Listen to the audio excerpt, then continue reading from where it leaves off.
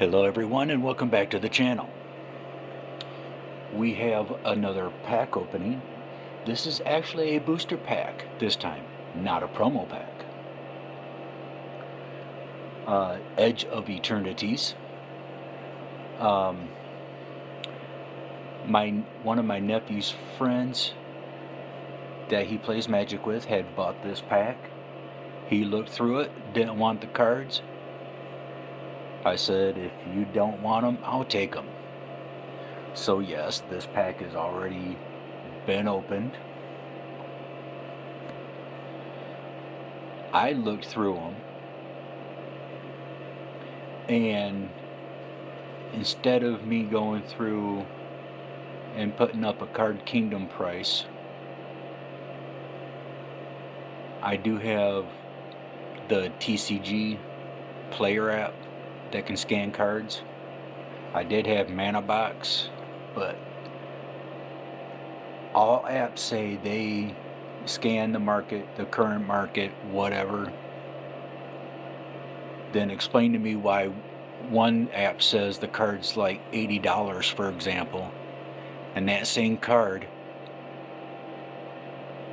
you know, same set, same card, same mana, same everything. How could it be $80 in one set, you know, from one app, and drop down to like $5 in another app? If you guys follow the market, you know, doesn't make any sense. So anyways, so yes, like I said, this pack has already been opened, but we're going to look through these cards anyway. But I do have, like I said, I do have the TCG player app. So at the end of this video, we'll show the cards being scanned on there.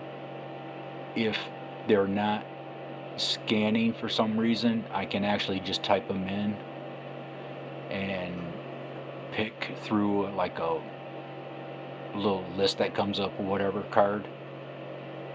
You guys should know what I'm talking about if you use the app, but we'll do it that way at the end of the video.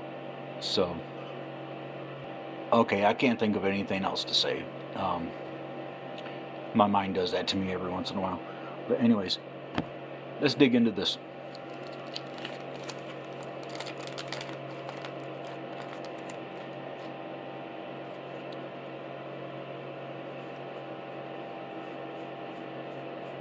I do have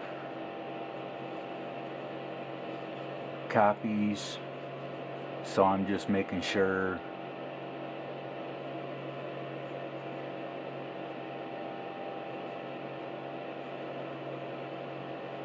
Nope. All right.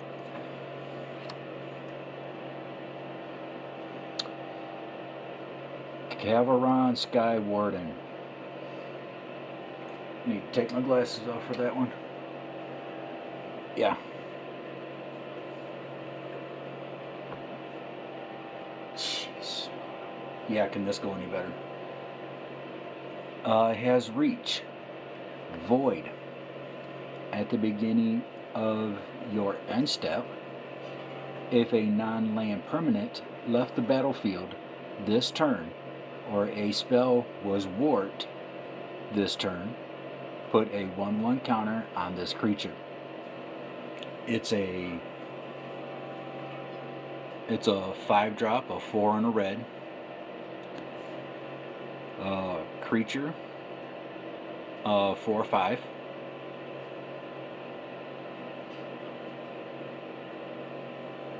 And in case you want to know the type, it's a Kavu Soldier. But I don't know if I should just say the name, mana, creature, instant, whatever. Then you guys know what I'm saying. So anyways, there's that. Bright Spear Zealot. It's a 3-drop, a 2 and a white creature. It's a 2/4. It has Vigilance. This creature gets a 2+0 as long as you've cast 2 or more spells this turn.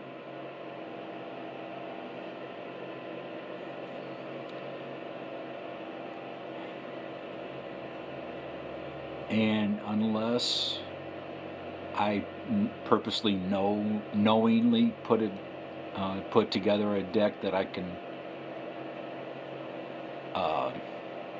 get like a bunch of mana or whatever, that I can put, cast 1 or 2 more or 2 or more spells, whatever, then cards like this won't help me, because it's not all the time that I'm drawing mana.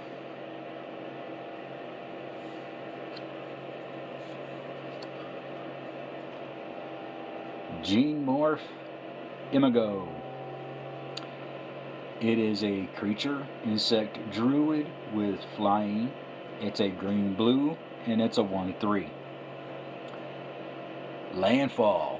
These are the cards that I like, depending on what it does when when you got a land that enters.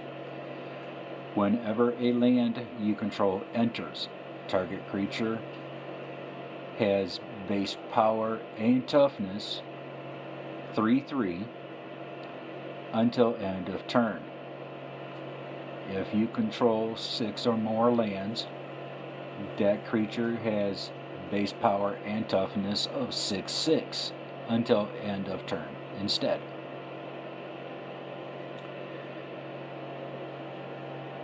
Now, if you want my honest opinion why this is not a legendary creature so you can use it as a commander, is beyond me. So, I may still be a noob, but that's my question for this. And yes, at one point I was thinking about making a landfall deck. Nothing but landfall. Here comes a land, somebody's getting hurt. Somebody's getting hurt. I'm getting counters. Someone's creature's dying, every time a land enters, that kind of thing. So, I am falling fastly in love with that, with this trigger right here. And we have a lander token.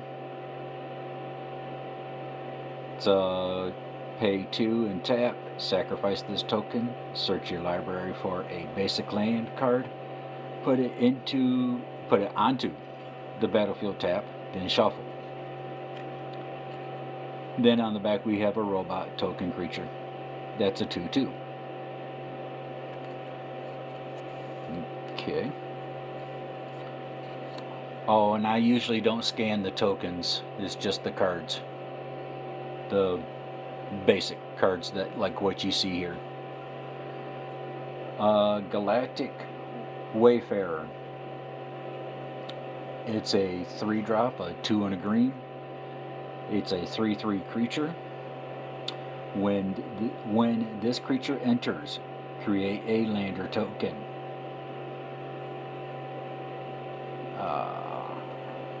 Yep, and I just read what the lander token does, so.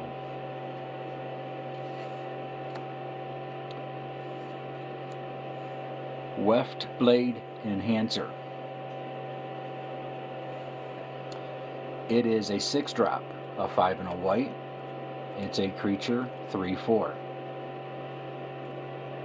When this creature enters, put a 1/1 counter on each of up to 2 target creatures. And it has warp, pay 2 and a white. And I still don't know what warp does. You may cast this card from your hand for its warp cost. Exile this creature at the beginning of the next end step. Then you may cast it from exile on a later turn. Yeah, I'm going to have to read that one at least 400 times before I memorize it.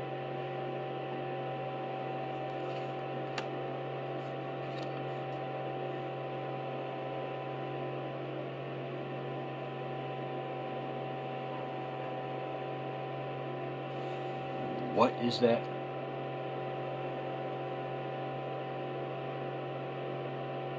Oh, well, I'm going to say Insatiable Skittermaw. Anyways, it's a 3-drop, 2 and a black. It's a 2/2 creature. Has Menace and Void. And I'm noticing Void has come in with different deals. So at the beginning of your end step, if a non-land permanent left the battlefield this turn or a spell was warped this turn, put a 1/1 counter on this creature.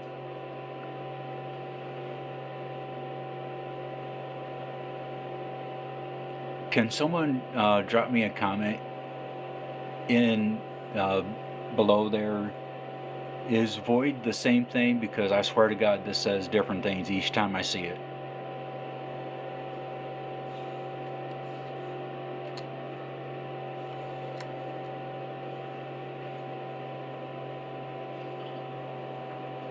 Void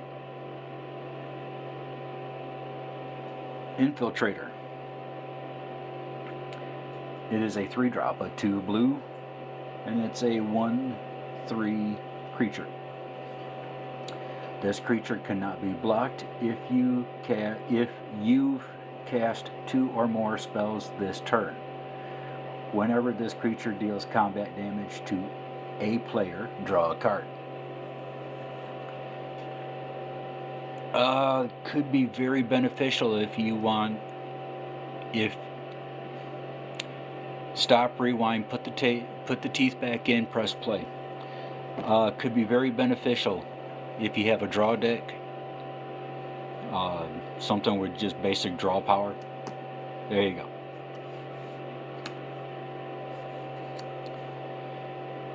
Intrepid Tenderfoot. It's a 2-drop, a 1 green.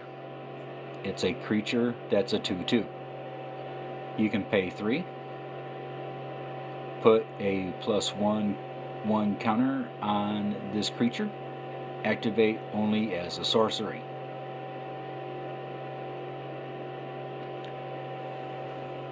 And depending on how many cards that you have in your deck saying proliferate,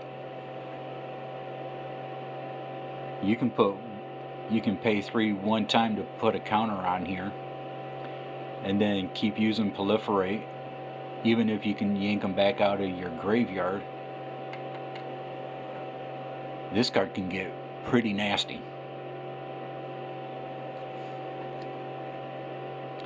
Embrace Oblivion. It is a sorcery. It's a single black. As an additional cost to cast this spell, sacrifice an artifact or creature. Destroy target creature or spacecraft.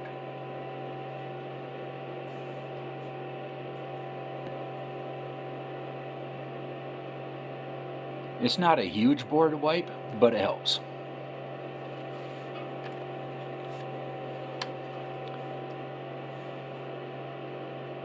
And this would have to be a foil. Nanoform Sentinel. It's a 3-drop, it's a 2 blue. Artifact creature. That's a 3/2. Whenever this creature becomes tapped, untap another target permanent. This ability triggers only once each turn. Now that other permanent is not specified, so you can either target yourself or your opponent. But wise to go to the opponent if they swing in a really, really, really big creature guy at you. So at least you can save yourself a turn. Or you want to be really nasty, make sure this is tapped so this ability can be activated once a turn. So I mean, if you really want to play a nasty deck, I mean, let's go. This will be a card you want to put in there.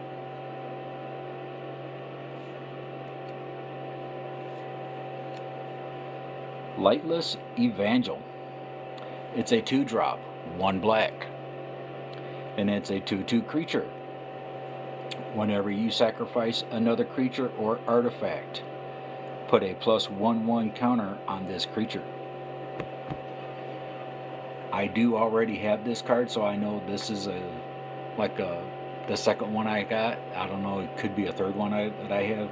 I know I have at least one, because I made a vampire deck and this one happens to be in there. I forget what the deck actually does, but nonetheless it's in there. Lost in Space. It's a 4-drop, a 3 blue. It's an instant. Target artifact or creature's owner puts it on their choice of the top or bottom of their library, Surveil 1, which is look at the top card of your library. You may put it into your graveyard.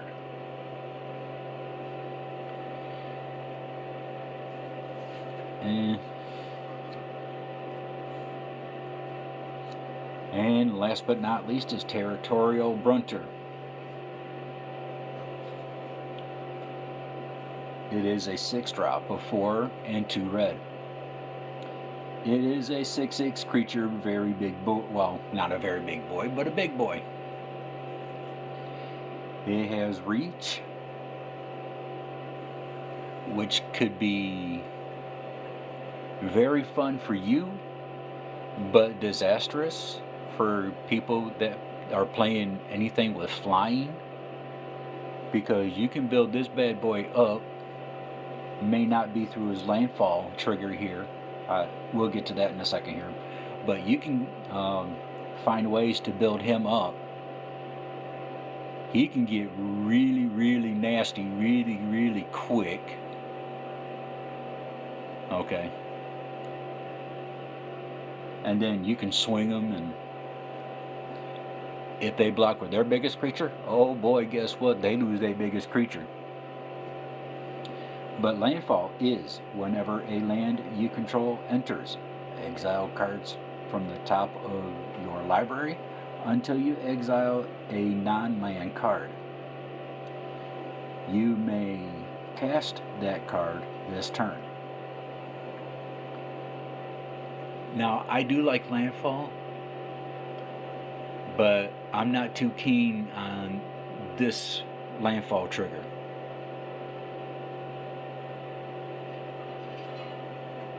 Because I really want to stay away from exile as much as possible. I mean, it's bad enough that I got to put cards into a graveyard and I don't have hardly any cards that can either regenerate themselves, or even cards that says, okay, yank a creature back out your graveyard, put it on back onto the battlefield, you know. But some of these triggers, yes, they will come around. I will warm up to them. You know, I will come around, let's put it that way.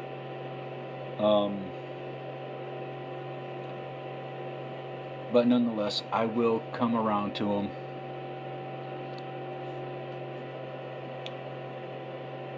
And, you know, I may not actually like a whole lot of them, but, you know, well, still, actually.